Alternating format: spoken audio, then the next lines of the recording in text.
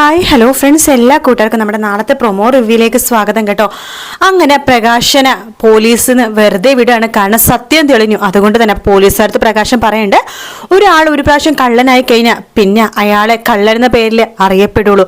എന്ത് തെറ്റ് ചെയ്തില്ലെന്ന് പറഞ്ഞാൽ പോലും അയാളെ എല്ലാവരും സംശയിക്കും. അതാ എൻ്റെ കാര്യത്തിൽ സംഭവിച്ചത് എന്ന് പ്രകാശൻ പറയുന്നുണ്ട്. ശേഷം കിരൺ ആണെങ്കിൽ ആ ഗുണ്ടകളെ കണ്ടുപിടിച്ച് അവരെ തല്ലി ചതച്ചു കൂട്ടാനിട്ട് പറയുന്നുണ്ട്, സത്യം പറയട, ആരടാ നിന്നെയൊക്കെ അയച്ചത് എന്ന് ചോദിക്കുന്നുണ്ട്.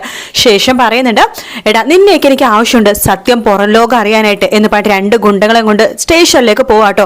അങ്ങനെ കിരൺ അത് തെളിയിച്ചുകൊണ്ടിട്ടാണ് പ്രകാശിന് പുറത്തിറങ്ങാൻ പറ്റിയത്. എന്തായാലും പ്രകാശൻ നാളെ തന്നെ ജയിലിൽ നിന്ന് പുറത്തിറങ്ങുന്നുണ്ട്. എന്നാലും പ്രകാശൻ പുറത്തിറങ്ങി കഴിയുമ്പോഴേക്കും കല്യാണിക്ക് ആ ഒരു പ്രകാശന്റെ ഇഷ്ടവും സ്നേഹവും ഒക്കെ വന്നു തുടങ്ങുന്ന ഭാഗം ഇതിന് ശേഷമായിരിക്കും കേട്ടോ. എന്തായാലും പ്രകാശന്റെ ആ ഒരു നന്മ കല്യാണി മനസ്സിലാക്കി കഴിഞ്ഞ് എത്രയൊക്കെ നന്മ കാണിച്ചെന്ന് പറഞ്ഞാലും മുമ്പ് 10-25 വർഷം ദ്രോഹിച്ചതിന്റെ പകരമൊന്നും ആവില്ലല്ലോ.